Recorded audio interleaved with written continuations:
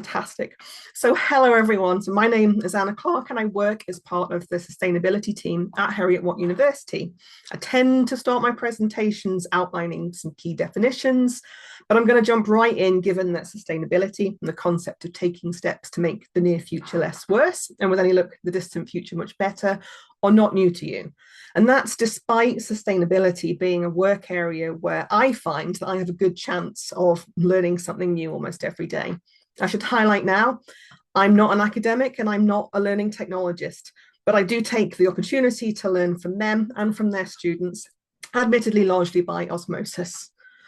And when it comes to introducing students to sustainability as a concept, education for sustainable development tends to be that catch-all term for anything with a relevance to sustainability. However, I've come to find that it's the relevance to students as individuals, as people, that is key to creating lasting enthusiasm for the topic. And it can be really hard, I think, to hold enthusiasm for a problem-centered subject that sets sustainability out as this distant feeling end goal with a goal for challenges, uncertainties, and legitimate fears sitting between the present and the future. So I often kind of ask myself, what can I do about that?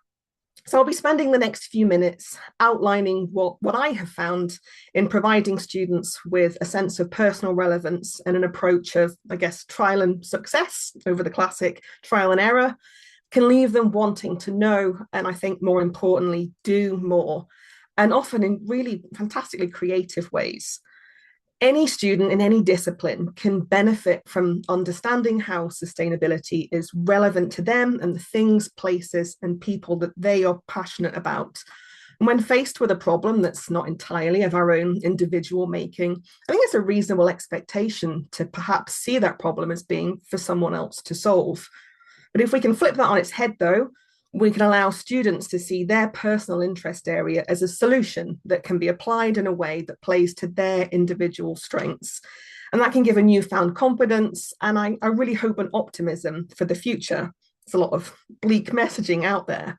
And so, that is where an enthusiasm for a whole subject area and perhaps even a whole career trajectory might be found.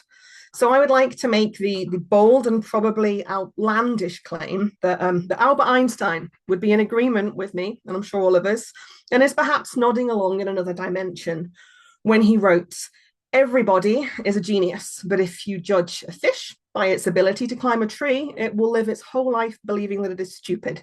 And I should probably make clear at this point in time, I'm not actually comparing students to fish, nor sadly myself to Albert Einstein, but rather I'm stating that when it comes to sustainability, we all bring something to the table. So now that I've covered the basic theory and reached the midpoint of this presentation, I realized that I need to get down to specifics. I benefited really early on in my role when at the end of a talk on the university sustainability strategy to a multidisciplinary group of undergraduate students, one came over for a chat.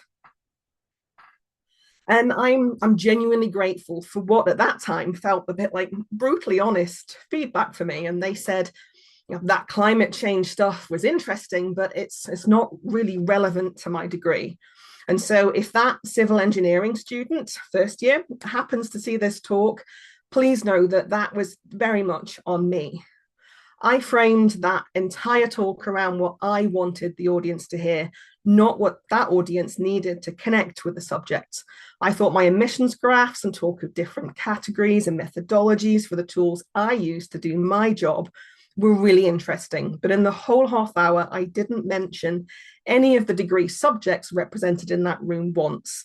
So I've since come to try and pay attention to what subjects my audience will tune in for, and have noted that some of the most creative coursework examples have come from students and student groups who have been asked to apply their chosen subject to a sustainability challenge while outlining the connection that challenge has to broader sustainability themes, often within the university. So with 2 minutes to go, it's probably time that I considered talking about the role learning technology can play in breaking down the mega subject of sustainability into the many aspects and examples that it can take across different disciplines, geographic areas, and different student groups.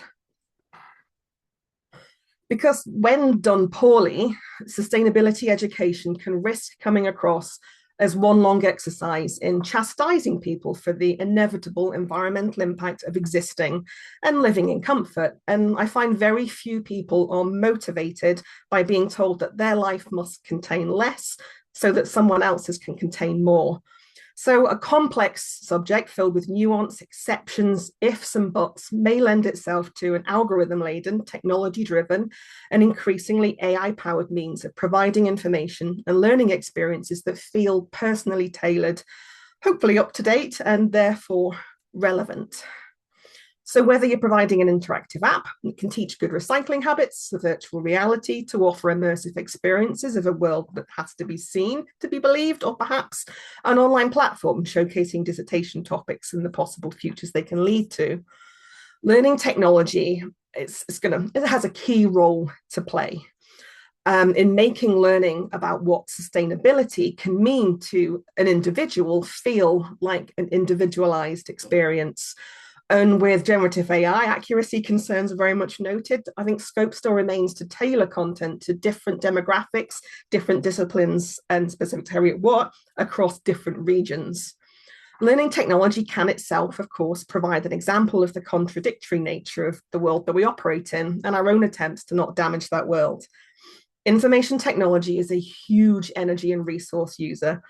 The global carbon footprint of the internet alone is about the same as global aviation, and that's without the addition of AI. But don't be discouraged by that comparison, as while none of us board a plane every day, we do every day have access to a technology that can reach the entire globe, and it can become greater than the sum of its many parts. And I think very importantly, can break down the privilege and disadvantage of birthplace and give a voice to those who need it most. So thank you. I think that last slide disappeared, but hopefully you can still see me.